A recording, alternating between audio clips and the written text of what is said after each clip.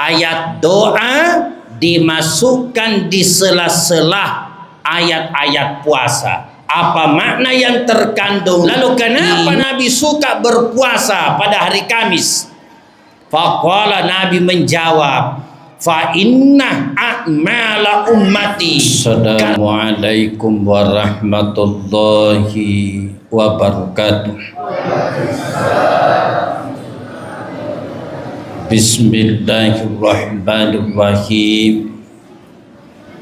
Alhamdulillahilladzi ja'ala du'a mukhur ibadah.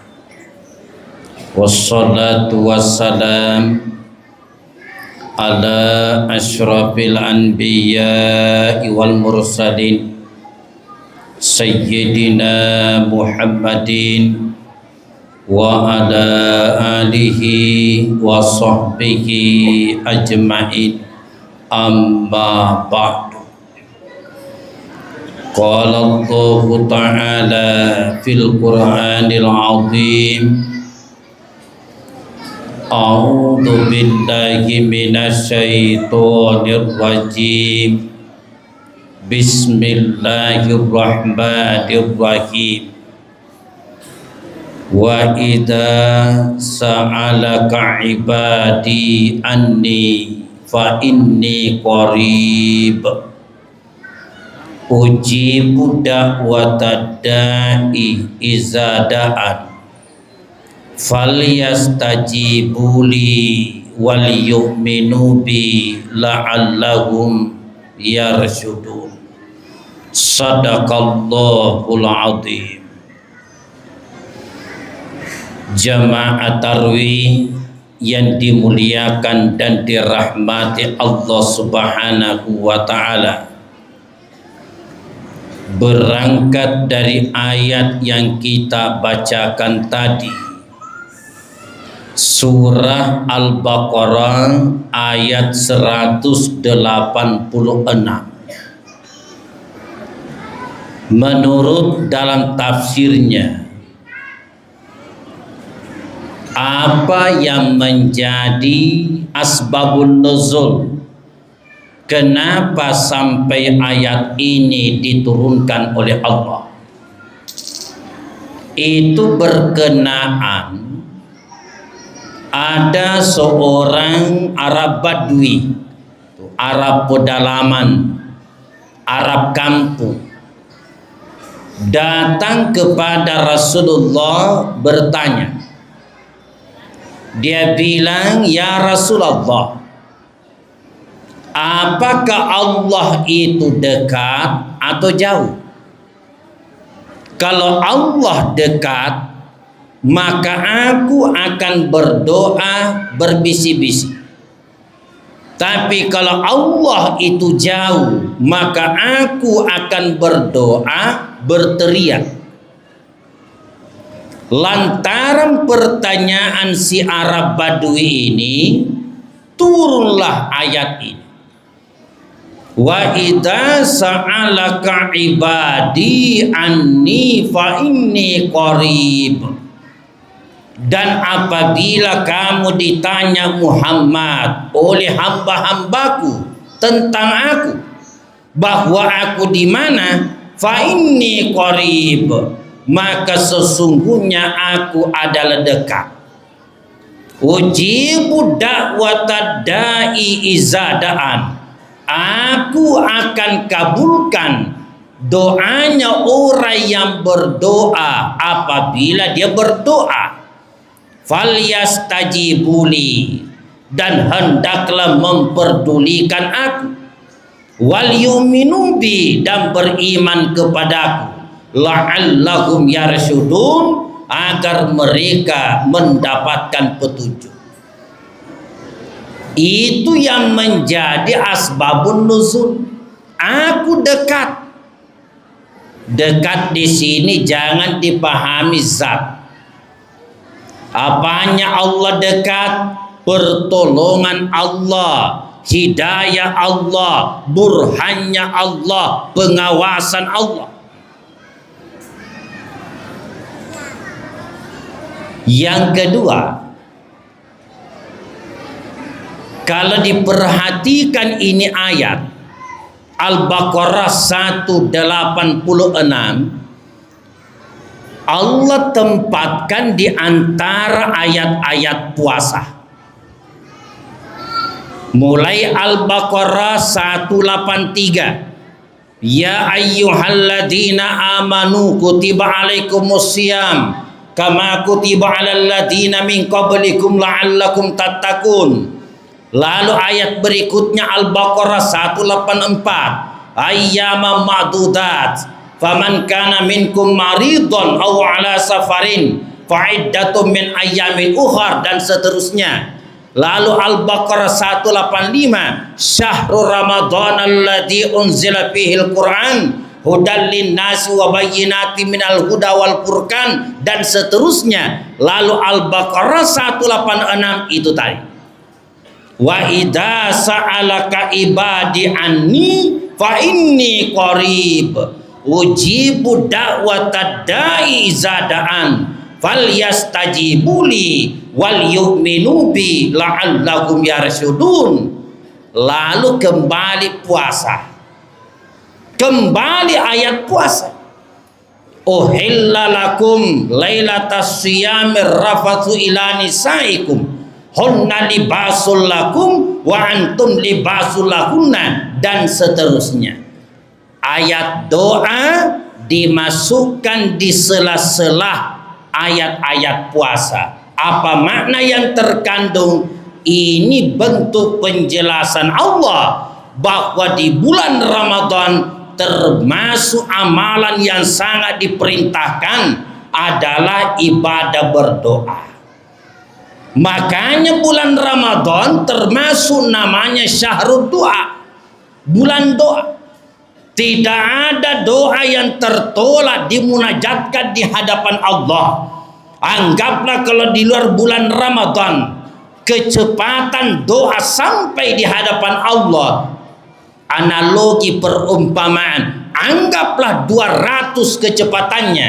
Tapi kalau di bulan Ramadan itu meningkat sampai 300 kecepatannya. Lebih cepat akan diijabah, dikabulkan oleh Allah Subhanahu wa ta'ala. Apalagi memang doa itu disuruh secara langsung. Tadi kalau ayatnya adalah bentuk kalimat khabariyah, berita. Tapi kalau Al-Mu'min ayat 60 memang kita langsung disuruh. Wa qala rabbukum, dan Tuhanmu berfirman, ud'uni astajib lakum, berdoalah kepadaku niscaya aku akan kabulkan. Innal ladzina yastakbiruna an ibadati sayadkhuluna jahannama dakhirin, sesungguhnya orang-orang yang sombong dari melakukan ibadah doa kepadaku niscaya akan masuk neraka jahanam dalam keadaan terhina.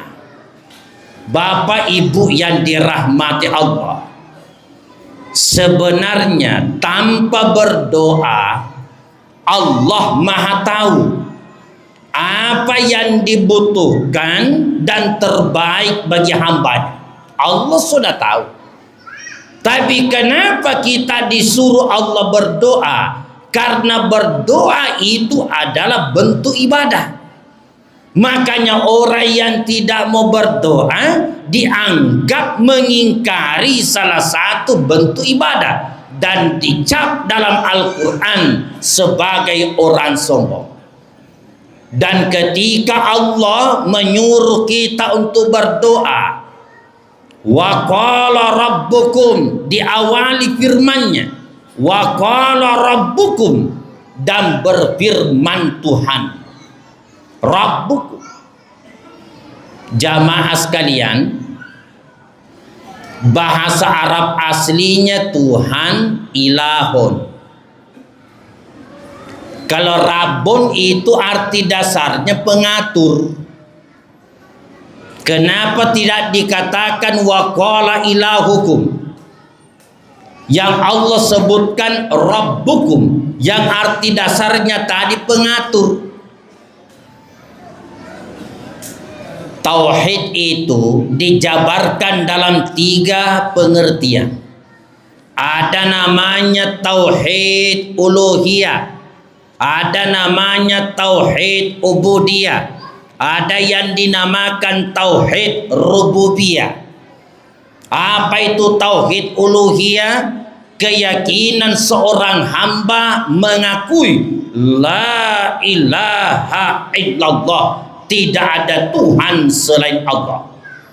Kedua, tauhid ubudiyah, keyakinan seorang hamba mengakui la ma'budah illallah, tidak ada yang berhak disembah selain Allah.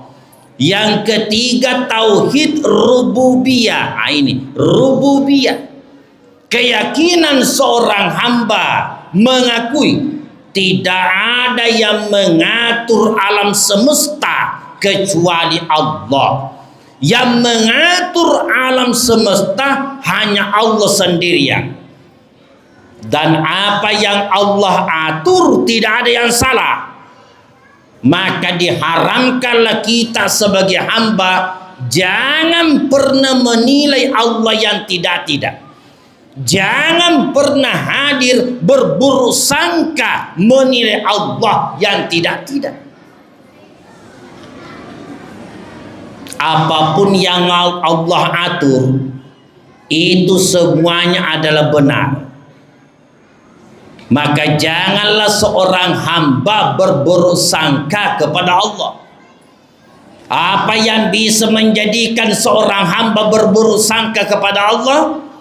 Kita singgung di majelis pengajian, antara lain ketika dia berdoa, doanya terlambat dikabulkan. Ketika dia berdoa, doanya belum diijabah oleh Allah, sampai kadang-kadang menilai Allah yang tidak-tidak.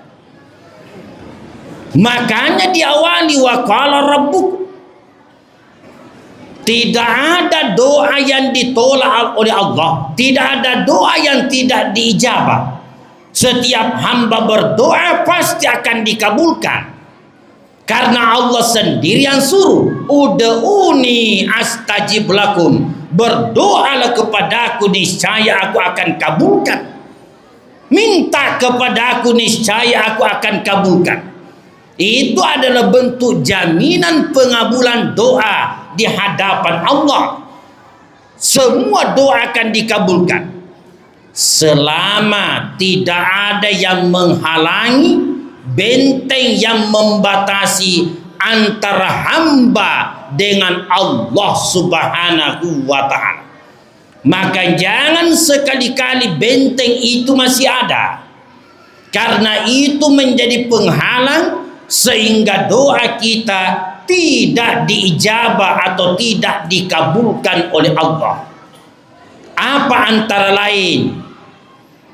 Yang pertama, menjadi benteng penghalang diterimanya doa, bahkan termasuk seluruh ibadah. Jangan sekali-kali kita berada di posisi qati'ur rahimin, orang yang memutuskan silaturahim. Kapan kita di situ? Bukan hanya doa, tapi seluruh ibadah kita akan ditolak oleh Allah Subhanahu wa ta'ala. Rasulullah sallallahu alaihi wasallam pernah ditanya oleh sahabat, kenapa Rasulullah suka berpuasa pada hari Kamis? Kenapa Nabi suka berpuasa pada hari Kamis? Kan kalau hari Senin, alasannya Nabi, Senin aku puasa, fihi wulidtu, karena hari Senin aku dilahirkan. Wa fihi bu'istu, karena pada hari Senin aku diangkat Allah menjadi rasul. Wa fihi unzil alayya, karena pada hari Senin pertama kali wahyu diturunkan kepadaku. Maka aku puasa hari Senin syukran lillahi ta'ala, sebagai bentuk syukur kepada Allah Subhanahu wa ta'ala. Lalu kenapa Nabi suka berpuasa pada hari Kamis? Faqala, Nabi menjawab, fa inna a'mala ummati, karena sesungguhnya amal ibadahnya umatku tu'radu, dilaporkan kepada Allah oleh para malaikat, asyiyatal hamis lailatal jumu'ah, mulai sore hari Kamis sampai masuk malam Jumat, wala yuqbalu amalu qati'ir rahimin, namun tidak diterima amal ibadahnya orang yang memutuskan silaturahim. Naudzubillah. Seluruh ibadah tertolak. Bapak Ibu, kalau orang yang benci kita urusannya, orang yang putuskin kita urusannya, orang yang belakangi kita itu urusannya. Yang penting jangan turut serta membenci, memutuskan, membelakangi.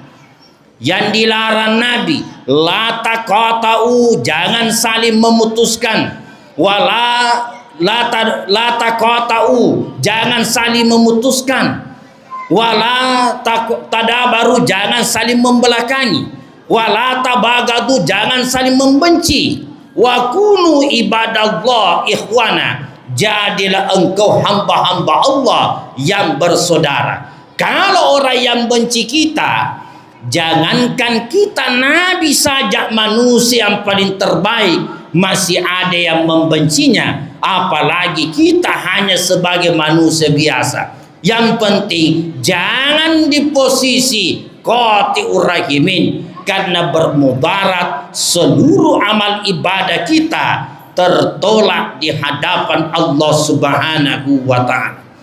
Jamaah tarawih yang dimuliakan dan dirahmati Allah, semoga Allah mengizinkan kita, insya Allah kita lanjutkan sebentar subuh. Mohon maaf atas segala kekurangan. Wallahul muwaffiq ila aqwamit thoriq. Assalamualaikum warahmatullahi wabarakatuh.